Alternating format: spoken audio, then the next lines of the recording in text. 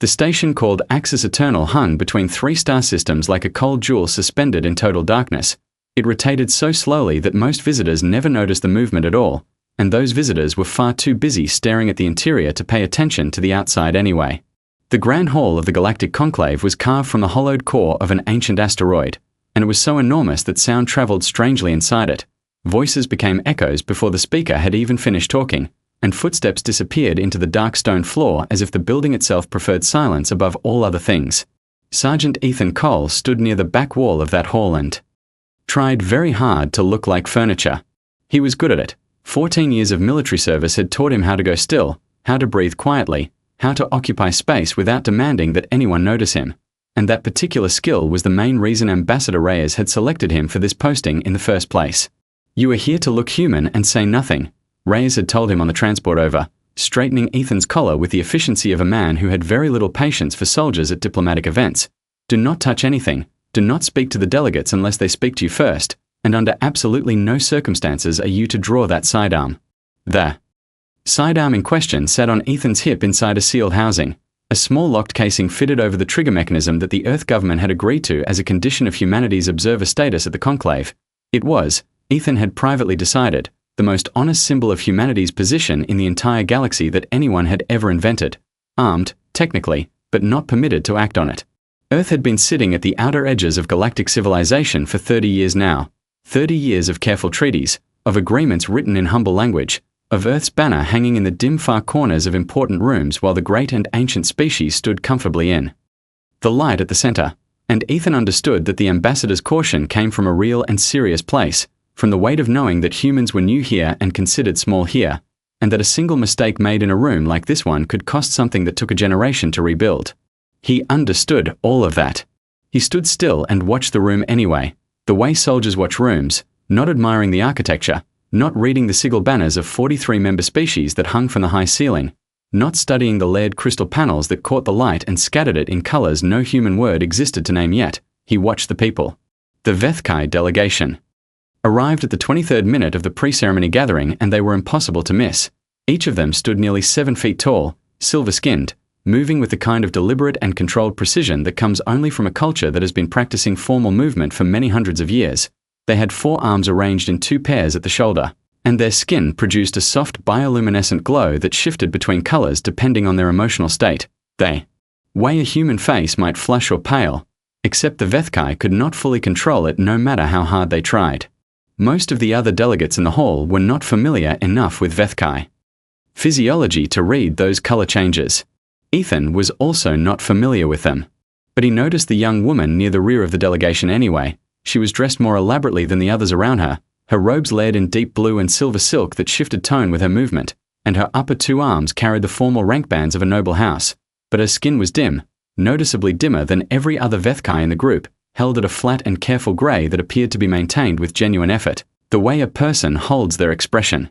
Perfectly neutral when they are working very hard on the inside not to let anything show. Her name was Velshera, daughter of High Sovereign Velmaran of the Vethkai Noble Assembly, but Ethan did not know that yet. He watched her move through the pre-ceremony greetings with perfect posture and a face that gave nothing away to anyone who was not paying close attention, and he watched her eyes travel to the exits, not once, not twice, but 3 separate times in the first 4 minutes. Not the casual curious glances of someone bored at a long event, but the quick and practiced sweeps of a person who is quietly calculating distance, measuring speed, considering whether the space between where she stood and where the door was could be crossed before anyone reacted. He had seen that particular look before, in narrow streets in places with difficult names, in crowded checkpoints where the wrong person held all the authority in the room.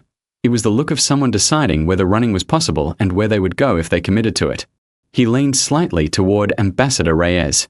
"That woman in the Vethkai group," he said, keeping his voice low and his eyes forward. "The one in the blue robes, she keeps checking the doors." Reyes did not turn his head. "Stand straight, Sergeant." "She looks frightened, sir." Everyone looks tense at the rite of accord. It is an extremely significant ceremony. Stand straight and stop profiling the guests. That is not what you are here for. Ethan stood straight. He did not stop watching. The rite of accord began at the precise scheduled moment with the kind of punctuality that the conclave considered sacred. A herald announced the proceedings simultaneously in 6 languages through the translation matrices embedded throughout the hall, and the assembled delegates arranged themselves into the formal witness configuration, a wide half-circle of species standing at carefully measured distances from one another, because in conclave tradition, physical proximity between delegations communicated political relationship, and no one wanted to communicate the wrong thing by accident.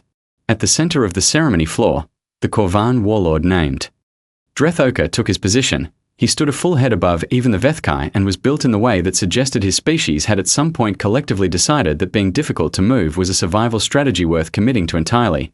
His skin was dark and rough, and his eyes caught the light in a flat and uninterested way, the eyes of someone accustomed to rooms arranging themselves around his presence.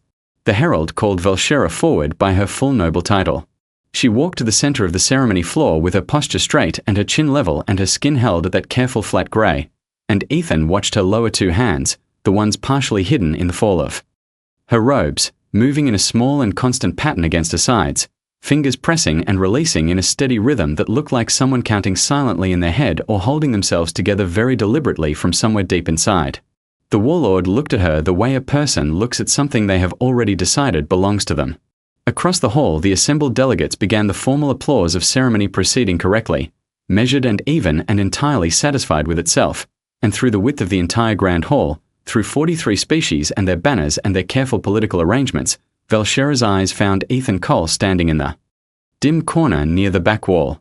She looked at him for exactly 1 second. It was not a curious look, and it was not a random one. It was the look of someone who had already checked every door in the room and found them all sealed shut, and was now looking at the only thing left in the room that was not a door but might still be the only possible direction left to move toward. Ethan did not look away from her. The warlord's hand moved with the slow certainty of a being who had never once been refused anything in his entire life.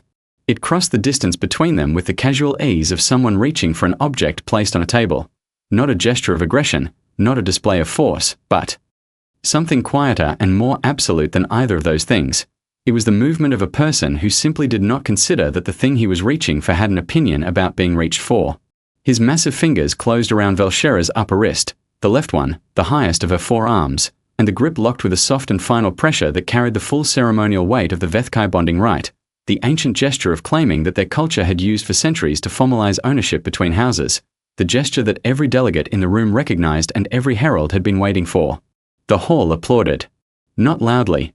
The right of accord demanded measured witness, not celebration, but the sound moved through the assembled delegates in a wave of polite and satisfied approval, the sound of important people watching something they considered correct proceeding correctly, the sound of a room full of species who had arranged themselves into the formal witness configuration and were now confirming with their hands that the arrangement was acceptable to them.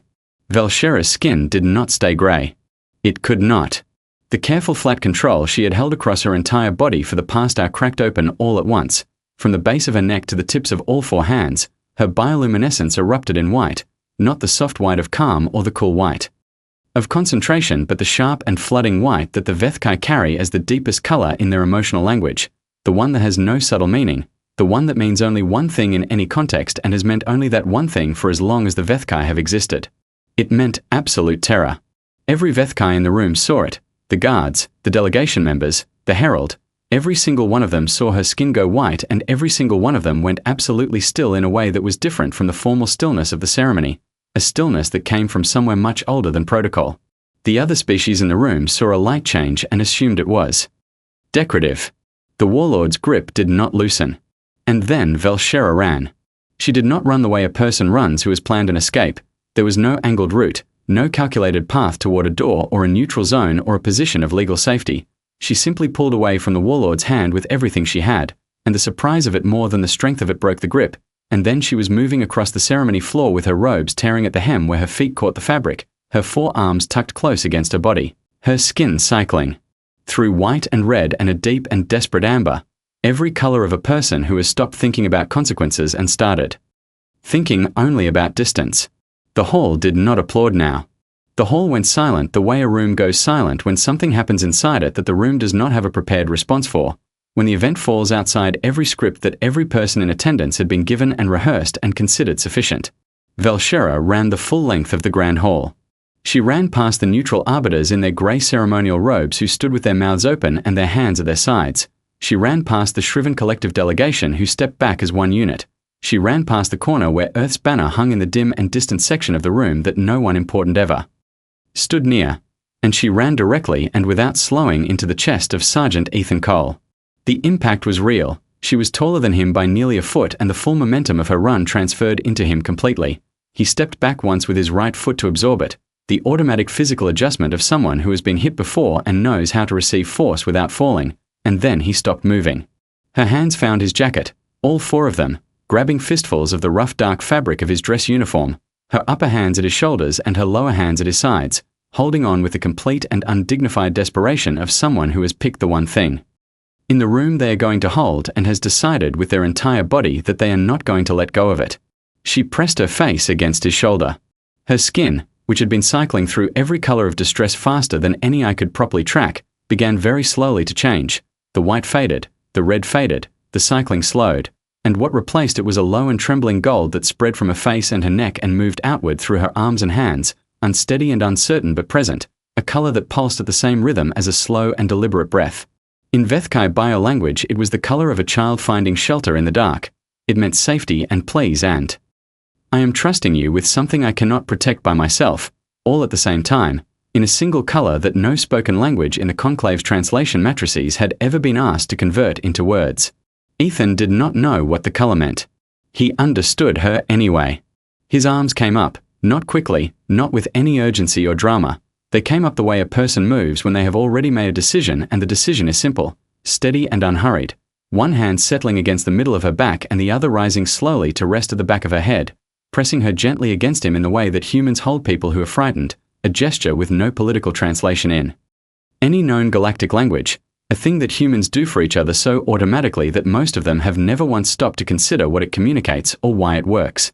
It communicated, "You are here, I am here, nothing is touching you right now." High Warden Ounsketh moved.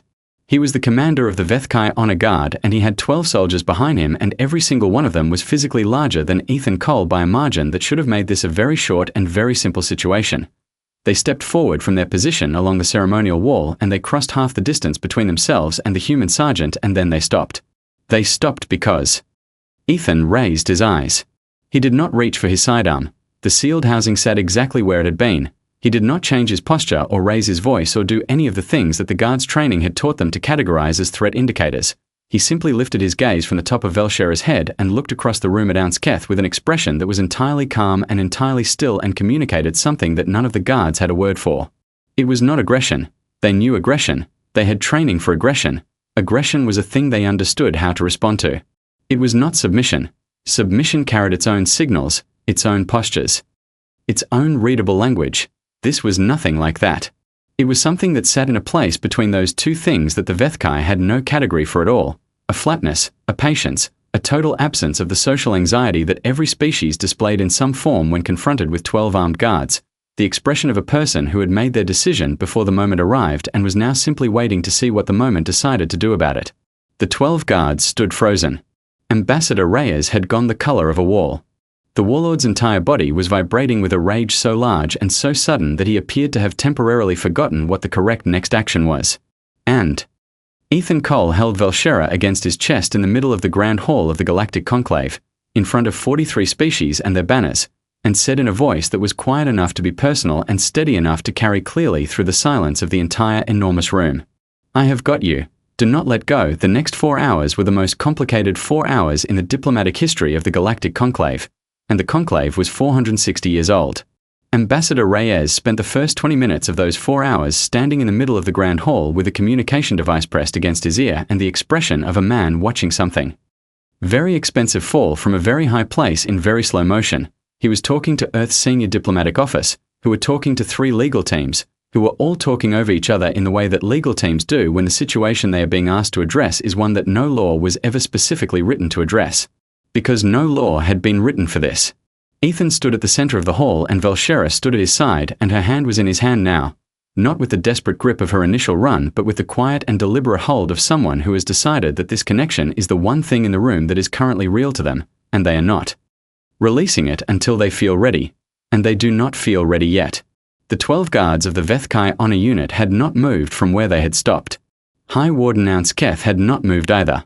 He stood at a distance of approximately 15 feet from Ethan and studied him with the focused and analytical attention of a military commander who is trying to understand a situation that does not fit into any tactical category he was trained to use. The way a person stares at a lock they have never seen before, not angry at it yet, simply genuinely trying to work out where the mechanism is. The conclave's neutral arbiters had arranged themselves in a loose ring around the situation and were speaking rapidly to each other in low voices. They were pulling up sections of the neutral ground accord on their ceremonial tablets, scrolling through 4 centuries of legal text looking for the paragraph that covered this exact event, and they were not finding it quickly. What they did find, at the 40-minute mark, was a passage from the Accord's 3rd revision that had been written 230 years ago during a conflict between 2 species whose names Ethan had never learned. The passage stated that under the conditions of the conclave's neutral ground designation, a declared protector could not be forcibly separated from a ward who had chosen them voluntarily, and that neither could be compelled by any party without the protector's formal surrender or a proven violation of conclave law. The chief arbiter read the passage twice and then looked at Ethan with an expression that suggested she was not entirely sure how she felt about what she was about to say. She said it anyway. The law was the law, and the Accord was the Accord, and as long as Velshera remained where she was and Ethan remained where he was, the situation was technically a protected configuration under existing conclave statute. The warlord made a sound that required no translation. The first formal demand came from the Corvan delegation, and it was delivered by a representative who had the posture of someone who expected their words to produce immediate and visible results. He stated that the human sergeant had interfered with a sanctioned right of accord and that the appropriate consequence was immediate detainment, formal censure of the Earth delegation, and a review of humanity's observer status at the conclave. Ethan listened to the full statement through the translation matrix feeding into his earpiece. Then he asked, in a voice that was polite and clear and carried no particular emotion in any direction, "Did she want this?" The representative stopped. He looked at Ethan the way a person looks at someone who has just asked a question so outside the expected structure of the conversation that the brain needs a moment to accept that the question was real. He did not answer it. The second demand came from the Vethkai delegation itself. Ounsketh delivered it personally, standing at his full height in full ceremonial armor with the bearing of a soldier who takes his duty seriously and has never once doubted that his duty was correct. He formally charged Ethan with the Vethkai offense of defilement of noble protocol, a charge that carried significant cultural and legal weight in Vethkai society. Ethan listened to the entire charge. Then he asked, "Did she want this?" Ounsketh's expression shifted, a very small shift, barely visible, the kind of movement that happens in a face when a thought arrives that the person was not expecting and is not yet sure what to do with. He did not answer the question either. The third demand came from 2 mid-level conclave officials who informed Ethan with genuine and obvious discomfort that Earth could lose its observer status entirely, that the political damage to humanity's standing in the conclave could take decades to repair, that he needed to understand the scale of what his actions were costing and release Velshera to the care of her delegation immediately. Ethan looked at them for a long moment.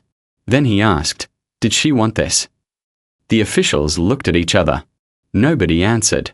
It was the delegate from the Shriven Collective who first understood what Ethan was doing, a small and pale person standing at the far edge of the formal witness ring who had been recording the situation on a personal device since the moment Velshera ran. She had been quiet through every demand and every charge and every response, watching Ethan ask the same question and watching the same silence follow it. And at some point during that process her expression had moved from shock to something much more focused. The Shriven Collective had been a subjugated people once, not ancient history, not far-off memory, but within living generational distance. They knew what it looked like when a room full of important voices found reasons not to answer an obvious question, and they recognized the question itself because their own history was built on the long and painful effort of getting powerful rooms to finally answer it. She did not stop recording. And then Velshera spoke. She spoke in standard because Ethan's translation matrix could carry it and because she wanted him to hear it without the half-second delay of the hall's general translation system. She spoke quietly and she spoke without the formal structure of Vethkai noble address, the way a person speaks when they are saying something true and the formal structure would make it feel less true rather than more. She told him about the Corvan hegemony. Not the version in the Conclave's official records, not the diplomatic language of alliance and partnership, but the version that her father had explained to her 6 months ago in a private room with no advisors present, the version where the word alliance was a word that the Corvan used to mean acquisition, where the species they formed alliances with became holdings rather than partners, where the noble daughter delivered into a binding right became a symbol of her house's permanent debt and permanent loyalty and permanent availability to Corvan authority. She told him her father had been paid. She told him that under Vethkai law she had no standing to refuse a right authorized by her house's head, that the law that governed her people had never been asked to imagine a situation where the head of a house would sell what the right was supposed to honor, that the law had gaps in it the size of a person, and she had been standing in one of those gaps for 6 months with nowhere to go. She told him she had looked across the hall for the one face that had noticed her, not as a noble, not as a symbol, not as a piece of the ceremony, but as a person who was frightened in a room that was not going to help her, and she had run toward it because it was the only direction that felt like it led somewhere real. Ethan listened to every word of it. Then he looked up at the gallery of watching species, the recorded faces, the open devices, the shriven delegates still recording, and he said in a voice that was not loud but was very clear and was aimed at the translation matrices on purpose so that every species in the hall received it in their own language without any loss. Then we have a problem, because where I come from, that is not a pact, that is a sale, and I do not care what hall we are standing in. The recording went wide across the conclave network at the 42nd second after he finished speaking. And across the hall the warlord looked at his delegation and his delegation looked at him, and a decision was made without words between them, the kind of decision that powerful people make when the room has shifted under them and they need to decide quickly whether to adjust or to act. His hand moved toward his weapon. The warlord's hand did not reach his weapon. Because the warlord was not the one who moved first. It was the 4 Korvan soldiers stationed along the far ceremonial wall who moved first.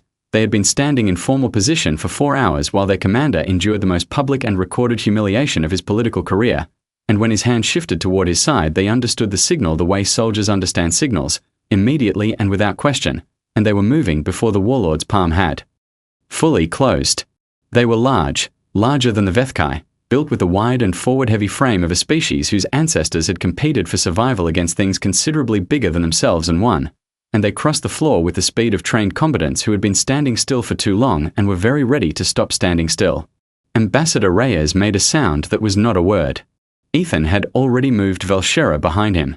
He did it without looking at her, one hand on her near shoulder, firm pressure applied in the direction of behind and stay, the silent and physical vocabulary of someone repositioning another person in a space that is about to become complicated. And then his right hand dropped to his hip and his thumb found the safety housing on his sidearm, and he pressed the release mechanism with the short and practiced twist of someone who had thought about how to do that quickly on a day when thinking quickly was necessary. The sealed housing fell to the floor. The sidearm came up. He did not fire. He gave them one instruction. He said it in Standard because Standard was the language the translation matrices would carry fastest across the hall. Stop where you are. And the words were calm and they were clear, and they carried in them the tone of someone who is not asking, not suggesting, not hoping, but simply stating the boundary of a situation in the same way that a wall states the boundary of a room. The 4 soldiers did not stop. So the situation became what it was going to be. Ethan was one person with a standard-issue sidearm and a ceremonial blade he had not expected to use and a fractured understanding of Korvan combat training, and the 4 soldiers advancing on him were large and fast and had been doing this specific kind of work for years. By the math of the room the situation should have been resolved in a very short time and resolved in only one direction. But mathematics of that kind tend to leave out the variable of what a person has already decided before the fighting starts. Ethan had decided, clearly. In the moment Velshera pressed her face into his shoulder, in the moment he felt how hard she was holding on, that he was not moving from in front of her. That decision was not complicated. It did not need to be re-evaluated as the first soldier reached him. It was simply the condition of the next several minutes, the fixed point everything else would have to move around. The first exchange was fast and very close and not particularly dignified for either party. The soldier was trained for clean takedowns against species his own size, and Ethan was trained for situations where the person trying to remove him was bigger than him, which was a more common situation for a human soldier in this part of the galaxy than Military Academy had originally prepared him for. The result was a collision of 2 sets of practiced responses, and both of them registered the impact in the way that impacts get registered when people are not padded for them. Ethan's left forearm cracked against the soldier's elbow guard. The pain was immediate and significant, and he filed it in the part of his brain that was handling the ongoing inventory of what was currently wrong and would need attention when there was attention to spare. He kept moving. He was not trying to defeat 4 large soldiers in a fair fight. He was trying to stay upright and in front of Velshera long enough for the situation to become too complicated and too public for the warlord to continue without the political cost becoming larger than whatever he was trying to accomplish. And the situation was already being recorded by 17 separate devices that Ethan had counted in the gallery, including the shriven delegate who had not lowered her device once, which meant that every second this continued was another second of evidence being compiled by watching species who had started this event with neutral positions and were currently watching 4 Corvan soldiers attempt to remove a human sergeant by force from in front of a frightened woman in the middle of the conclave's neutral ground. The gash opened along his left shoulder at the second minute, a blade he did not fully track in time, more a graze than a proper cut but deep enough that the uniform darkened along the sleeve in a way that was visible to the gallery, and he heard somewhere behind him a sharp and involuntary sound from Velshera that was probably the closest thing she had to a word for no, stop, that is a person who is bleeding and the bleeding is because of me. He did not look back at her. He trusted the sound in her voice to mean she was still standing and still behind him, and that was the relevant information for the current moment. And then something changed. It did not change because Ethan gained the upper hand. He had not, he was one person and he was tired and his arm was fractured and his shoulder was bleeding, and the 4th soldier had just found a grip on him that was going to be very difficult to break in the next several seconds. It changed because High Warden Ounsketh moved. Not toward Ethan. Ounsketh walked across the ceremony floor with the measured and deliberate steps of a commander who has made a decision he will not be revisiting, his honor guard falling in behind him in perfect formation, and he placed himself and his 12 soldiers between Ethan and the 4 Corvan with the physical clarity of a line being drawn. The 4th soldier released Ethan. The hall went silent again, a different silence than before. Not the silence of a room that does not have a response, but the silence of a room watching something it did not expect and is trying to understand. Ounsketh did not look at Ethan immediately. He looked at the Corvan soldiers with the expression of a Vethkai High Warden informing for foreign soldiers that they were currently standing in a location that it would be in their interest to stop standing in, and he said nothing because the expression was sufficient and the 12 armored soldiers behind him were also sufficient. The Corvan looked at their warlord. The warlord looked at the gallery. The gallery was still recording. The warlord withdrew. His delegation folded behind him and practiced order, and he moved toward the hall's secondary exit with the bearing of someone who will be claiming later that he was not retreating but making a considered and tactical adjustment, and everyone in the room would see that recording later and form their own opinions about the terminology. When the Corvan delegation had cleared the floor, Ounsketh finally turned and looked at Ethan. The human sergeant was standing with a fractured left arm and a bleeding shoulder and his sidearm still in his right hand and his back still technically toward the position where Velshera was standing. Even now, even with the immediate threat gone, his body was still oriented the same way it had been oriented since she ran into his arms, still between her and the room. Ounsketh looked at him for a long time. Then he said, in rough and careful standard, each word chosen with the deliberateness of someone working in a language that is not native to them but needs the thought to land correctly, "You held her when we did not. Honor is honor." He said nothing else. He did not need to say anything else.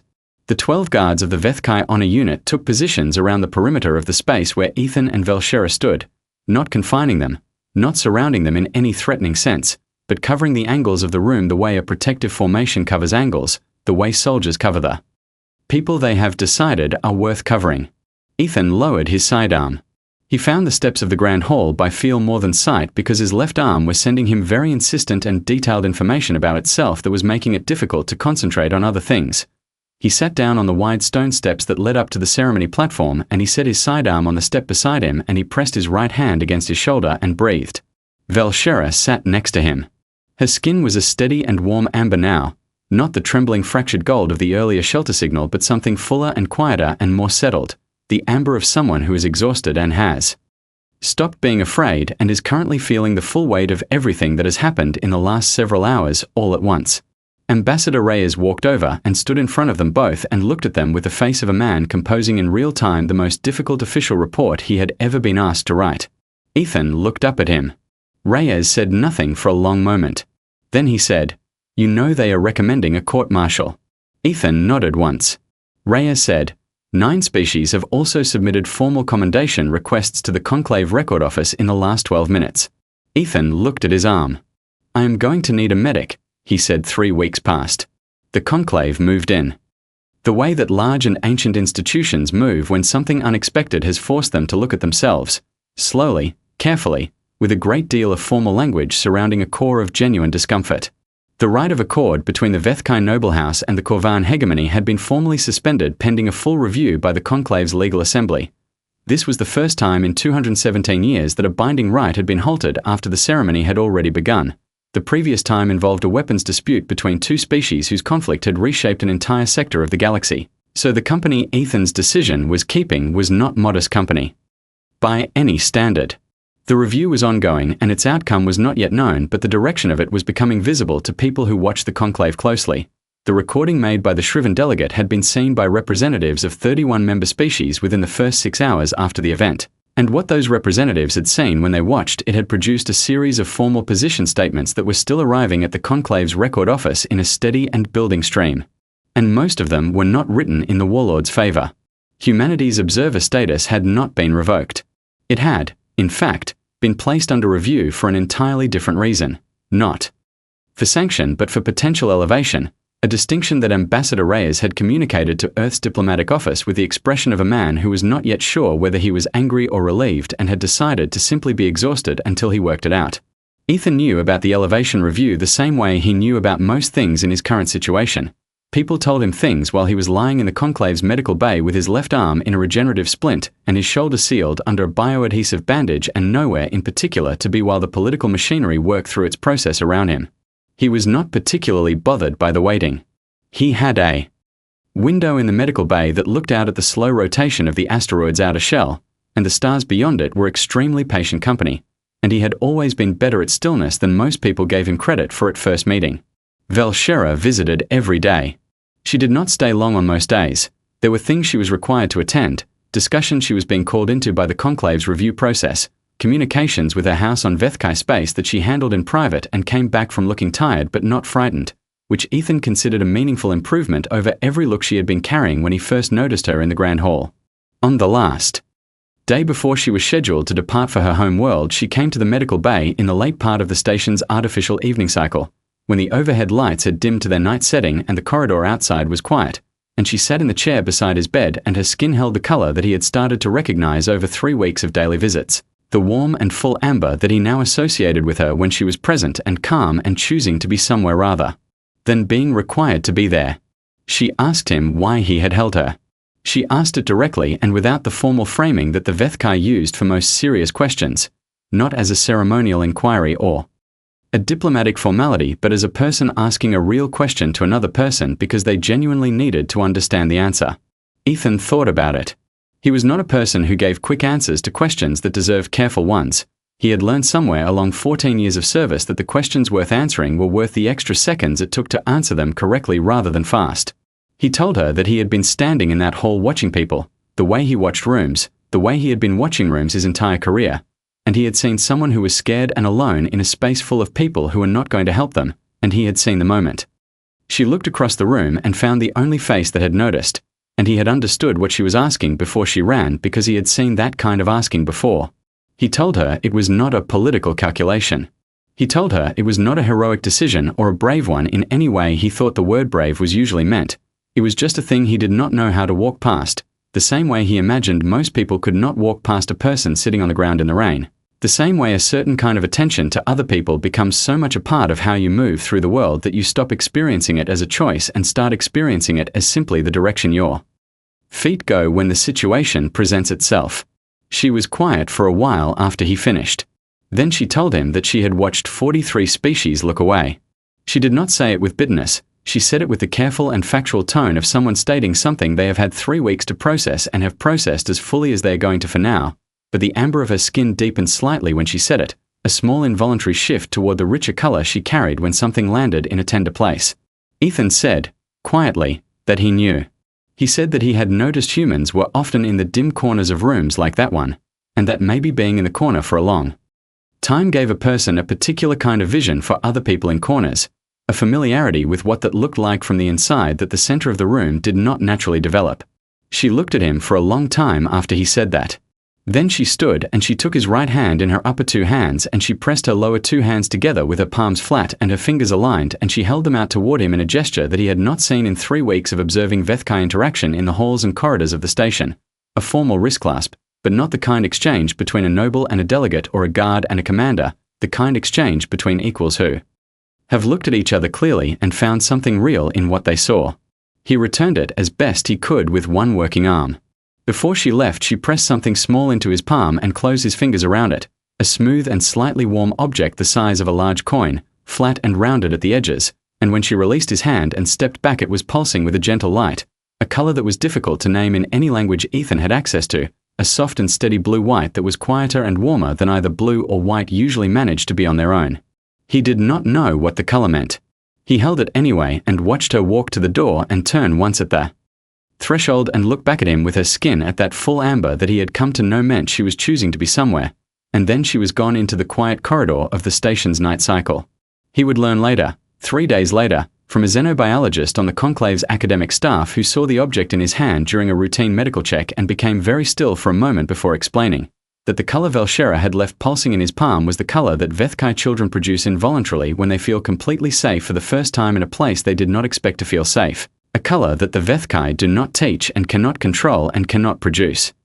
On purpose, only genuinely and only once per new safety, and that there was no adult record in any Vethkai cultural archive of a grown person producing it. The xenobiologist did not have an explanation for that. Ethan did not offer one. He walked back to his post beside Ambassador Reyes the following morning with his arm in a lighter support brace and his shoulder healed cleanly under new skin and the small object tucked into the inner pocket of his dress uniform jacket against his chest where it was warm and still and continued its quiet pulse at the rhythm of a slow and steady breath. Reyes informed him without looking up from his communication tablet that 9 species had now submitted formal commendation requests on Ethan's behalf to the Earth government, that the court-martial recommendation from his own branch had been downgraded to a formal review that 3 senior officers had already declined to participate in, and that the Conclave's Elevation Committee had requested a direct conversation with Earth's diplomatic leadership within the month. You should know, Reyes added, still not looking up, that you have made my job simultaneously much harder and considerably more interesting, and I am not yet sure which of those things is going to matter more. Ethan straightened his jacket. He looked out at the grand hall where the ceremony floor had been cleaned and reset and the banners of 43 species hung in their arranged positions, with Earth's banner in the far and dim corner near the back wall where he stood, the place that no one important ever stood, the place where the room was easy to see from in every direction. He looked at the banner for a long time. Then he looked at everything else, the full sweep of the hall, the high ceiling with its scattered crystal light, the witness positions where delegates would stand, the exits, the ceremony floor at the center where the light was brightest and the attention of every important person in the galaxy would fall when the next rite of accord was announced and the next gathering assembled and the next large and ancient institution arranged itself to conduct the business of a galaxy that was still, slowly, and with great difficulty, learning what it wanted to be. He looked at all of it from the corner. The corner, he decided, was a fine place to see from. For now.